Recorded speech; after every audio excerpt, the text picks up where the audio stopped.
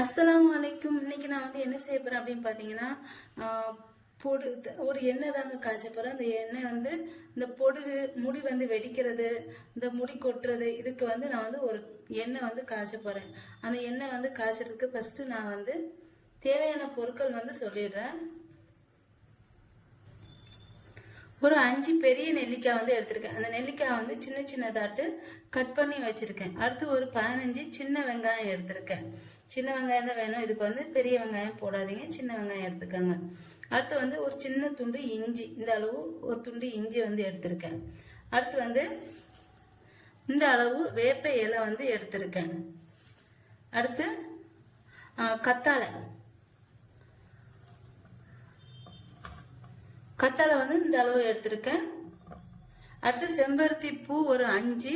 அடுத்து வந்து இலை கொஞ்சம், இவ்வளோண்டு இலை, இது எல்லாத்தையும் சேர்த்து எடுத்து வச்சிருக்கேன். அடுத்து வந்து கருவேப்பிலை வந்து ஒரு கொத்து எடுத்திருக்கேன் நான் வந்து.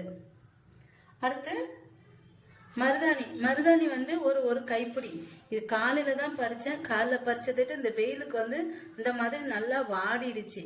இது வந்து நான் வந்து ஒரு கைப்பிடி நிறைய எடுத்திருக்கேன். இந்த மருதாணி வந்து கொஞ்சம் அதிகமாக வந்து நான் வந்து எடுத்திருக்கேன். அடுத்து வந்து ஒரு 2 ஸ்பூனு கரிஞ்சீரகம், 1.5 ஸ்பூனு வெந்தயம் வந்து எடுத்து வச்சிருக்கேன். அடுத்து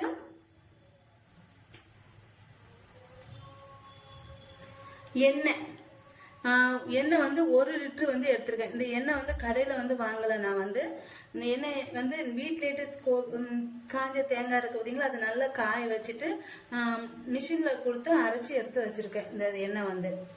இப்போ இது எல்லாத்தையும் எப்படி செய்யறது சொல்லிட்டு பார்க்கலாம். இப்போ நான் வந்து கரிஞ்சீரகம் வெந்தயத்தை தவிர மித்த எல்லாத்தையும் இந்த நெல்லிக்காய், அப்புறம் இஞ்சி, கருவேப்பிலை, வேப்ப இலை, அடுத்து சின்ன வெங்காயம், இது அப்புறம் மருதாணி, இது எல்லாத்தையும் தண்ணி விடாம 1-2 அரைச்சிக்க போறேன் நான். இப்போ இது எல்லாத்தையும் பாருங்க, இந்த மாதிரி நான் வந்து 1-2 அரைச்சி எடுத்திருக்கேன். இது தண்ணி கண்டிப்பா சேர்க்கக்கூடாது, தண்ணி சேர்த்துடாதீங்க. தண்ணி சேர்க்காம தான் இந்த மாதிரி அரைச்சி எடுத்துக்கணும். இப்போ இது எல்லாத்தையும் எப்படி எண்ணெய் வந்து எப்படி காய்ச்சதுன்னு பார்க்கலாம். எண்ணெய் வந்து நான் வந்து 1.5 லிட்டர் எண்ணெய் எடுத்திருக்கேன். 1.5 லிட்டர் எண்ணெய்க்கு தான் இந்த அளவுகள் வந்து. இப்போ இது எப்படி காய்ச்சலும்னு பார்க்கலாம். இப்போ நான் வந்து ஒரு பேன் வச்சிருக்கேன். இது வந்து நல்லா காஞ்சதுக்கு அப்புறம் இதில் வந்து நான் வந்து பாதி அளவு வந்து தேங்காய் எண்ணெய் வந்து ஊற்றிருக்கேன். இப்போ இந்த எண்ணெய் வந்து நல்லா சூடாகணும். இப்போ எண்ணெய் வந்து மீடியம் ஃப்ளேமில் வந்து வச்சுக்கோங்க, இல்லை கரிஞ்சிரும். அதுக்காண்டி மீடியம் ஃப்ளேமில் வச்சுருக்கேன் நான் வந்து. இப்போ இதை அரைச்சி வச்ச எல்லாத்தையும் இதை வந்து போட்டுக்கணும்.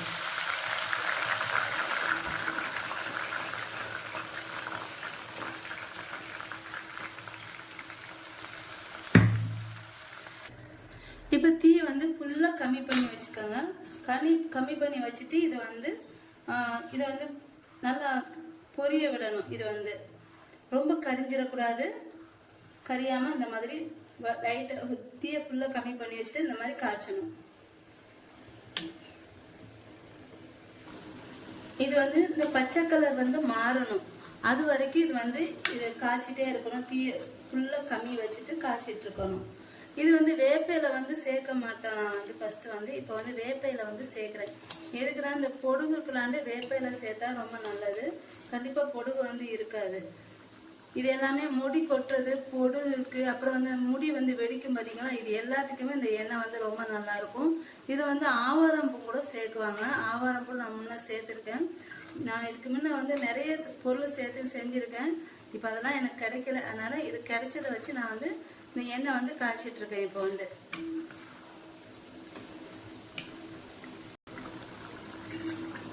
ஆலமர விழுது கூட சேர்ப்பாங்க, நான் அதெல்லாம் சேர்க்கல. எங்கள் ஊரில் ஆவாரம்பூ நிறைய கிடைக்கும், ஆனால் கொஞ்சம் தூரம் போகணும். அதனால நான் வந்து ஆவாரம்பூ வந்து சேர்க்கல. நீங்கள் வந்து இந்த மாதிரி எண்ணெய் காய்ச்சறதா இருந்தால் ஆவாரம்பூ சேர்த்து செய்யுங்க. மஞ்சள் கலரில் இருக்கும் அந்த பூ வந்து. இப்போ இதில் நான் வந்து இது நல்லா காய்ச்சிக்கிட்டு இருக்கு. இப்போ இதில் நான் வந்து வெந்தயம், கருஞ்சீரகம் வந்து சேர்த்துக்கிறேன்.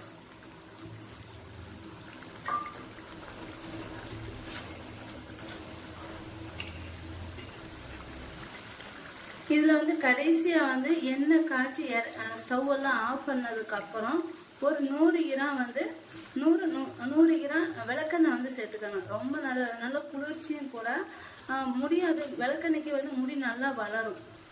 நான் வந்து அது ஓவர் குளிர்ச்சி ஏற்கனவே கருவேப்பிலை மருதாணிலாம் சேர்த்துருக்கிறதுனால அதனால நான் வந்து விளக்கெண்ணெய் வந்து சேர்க்கலை. நான் வந்து நீங்கள் வந்து உங்களுக்கு ஒத்துக்கணும் கண்டிப்பாக 100 கிராம் விளக்கெண்ணெய் வந்து ஸ்டவ் எல்லாம் ஆஃப் பண்ணதுக்கப்புறம் விளக்கெண்ணெய் வந்து சேர்த்துக்கங்க.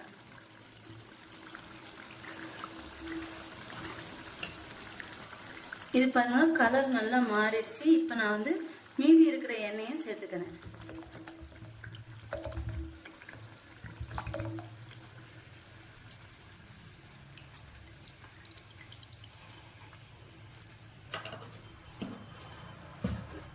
சேர்த்துட்டு நல்லா எல்லாமே நல்லா பொரிஞ்சிருக்கிறத மாதிரி பார்த்துக்கோங்க. இல்லைன்னா பச்சையாக இருந்துச்சுன்னா வந்து எண்ணெய் வந்து சீக்கிரம் வந்து கமத்து கெட்டு போயிடும். அதுக்காண்டி எல்லாமே நல்லா பொரிஞ்சிருக்கணும். வெங்காயம் நெல்லிக்காய் எல்லாமே நல்லா பொரிஞ்சிருக்கணும். அதனால பொரிஞ்சதுக்கப்புறம் தான் ஸ்டவ் ஆஃப் பண்ணிட்டு ஆற வச்சுட்டு இதை வந்து வடிகட்டி எடுத்து வச்சுக்கணும். அது கரிஞ்சிருச்சுன்னா எண்ணெய் கலர் வந்து மாறிடும். இது எப்படி இருக்குது பார்த்தீங்களா?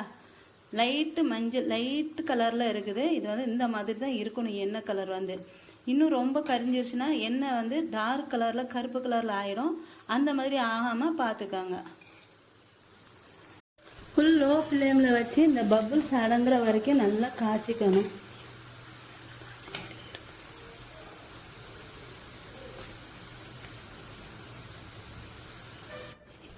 பாருங்கள் அந்த பபுள்ஸ் எல்லாம் நல்லா அடங்கிடுச்சு. இப்போ வந்து ஸ்டவ் ஆஃப் பண்ணிவிட்டு இதை ஆற வச்சுட்டு நல்லா வடிகட்டி எடுத்துக்கணும். அவ்வளோதாங்க, எண்ணெய் காய்ச்சி முடிஞ்சிச்சு.